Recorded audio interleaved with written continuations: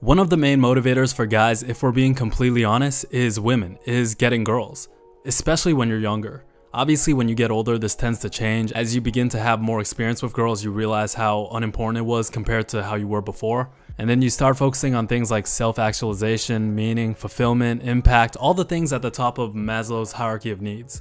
And in an ideal world, this is the point that we've all gotten to. But the reality is most people will never get to that point. Most people are just trying to get their basic needs met, right? Water, food, shelter, etc., etc. All the things at the bottom of the hierarchy of needs. Even for me, I gotta constantly remind myself what success really is. And its impact. It's having a deeper effect on someone else. It's being a soldier of God. It's spreading the message. It's being the best version of yourself. But no matter how much I try to remind myself of these things, I always have these moments of weakness where getting that ideal girl supersedes all the self-actualization, purpose, meaning, fulfillment. And I'll give you an example of what I'm talking about. When I was in elementary or middle school, every single year I would have a crush on a different girl. And this wasn't because I actually liked them. I mean, sure, they were cute, they were pretty to me, but for me, I needed to have some sort of different motivation for being excited to go to school in the morning. And I didn't realize it back then. I didn't realize that I was doing this, but I was playing a trick on my mind so that school wasn't so dreadful and boring to me. Like getting up on those Monday, Tuesday, and Wednesday mornings was a lot easier when I thought to myself, oh, at least I get to see this girl today. Or I can't wait to see Rachel today. Or I can't wait to see Sarah on Friday. Even though ideally you should be motivated by getting good grades so you can get into a good college and ultimately get a good job, right? Sometimes, for me personally at least, that just wasn't enough to get me excited about school. In high school, there was this girl that I really liked. And I talked about this in a video before. It was where I got brutally rejected by my crush. And I remember in my senior year of high school, I took this AP psychology class. And my crush, let's just call her Sarah, she took the exact same class, but she was in a different period than me. And I remember every few months, the teacher would hold these quizzes during lunchtime that you can go to for extra credit. And I remember the very first one I turned out to, I ended up seeing her there. I didn't even know she took the same class. And the way the quiz was set up was that there was a table in the middle of the classroom and there was a buzzer. And she would ask questions and people would run up to the buzzer and buzz it. And if they got the question right, they would get points. And I remember just sitting there thinking to myself like, damn, I should have studied for this. Imagine how cool it would have been if I would have known every single answer to every single question. Like, what's the part of the brain that converts short-term memory to long-term memories? Boom, hippocampus. Imagine how cool that would have been. And that was just what I was thinking about the entire time. And at this point, I wasn't even thinking about the extra credit. And I was like racking my brain as hard as possible trying to get the answers, but I didn't study for it. And after that day, I studied as hard as possible to make sure that I was ready for the next one. As a matter of fact, that was probably the hardest that I've studied that entire year. My desire to impress my crush superseded my desire to get a good grade in the class. As dumb as that sounds. And I remember I showed up to the next quiz completely prepared, and she ended up not even showing up to that one, because I'm guessing she didn't need the extra credit. And I remember I was completely deflated. I was like, I don't even care about the extra credit at this point. And my point is, it's kind of like this.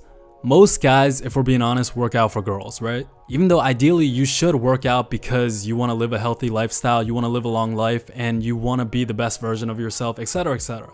You should be able to get completely naked in front of a mirror before you shower and be happy with what you see, even if no one else sees it. But that's not really what gets you to the gym on days that you don't want to go. What gets you to the gym is the idea of taking your shirt off around a bunch of hoes. Or going to some music festival or EDC with your shirt off, with a bandana and a backpack, being able to show off your physique for the summer. The idea of that, the idea of impressing girls with your physique, supersedes the idea of just working out for a healthy lifestyle. I mean, you tell me, most of you guys are guys.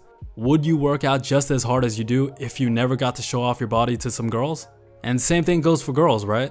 You're thinking about that IG pic you can take, that transformation picture, right?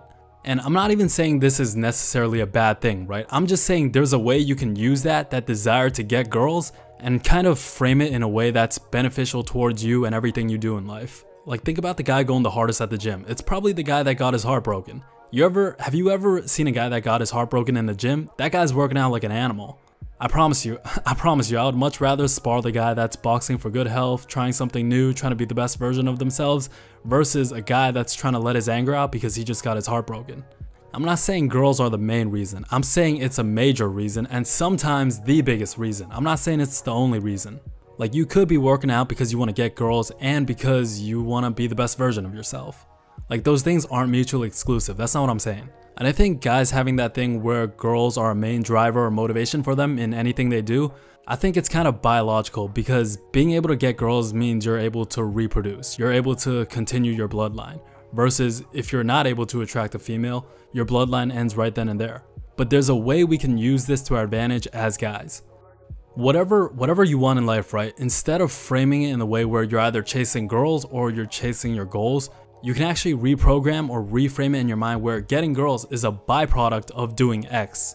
Like whatever X is, it could be the smallest thing, it doesn't matter. It could be going to the gym for the extra day of the week. It could be applying to that extra job, right? It could be making small talk with someone in an elevator. And what I mean is you can frame it in your mind where having this extra conversation makes your conversation skills just 1% better. And that 1% better in your conversation skills is eventually going to lead to you being able to conversate with your future wife and increase the likelihood of you being able to get her in the future. Like there's a way you can frame it in your mind where doing X, whatever X is, makes it so that eventually you're able to get Y, instead of just being completely mutually exclusive. And what helps is, or what helped me at least, is giving her an image in your head. What she looks like, her personality, her demeanor, how you guys are together. Like giving her an image makes this a lot easier. A lot of times when I need that extra push, I'll frame it in my mind where I'm doing this for my future wife and kids.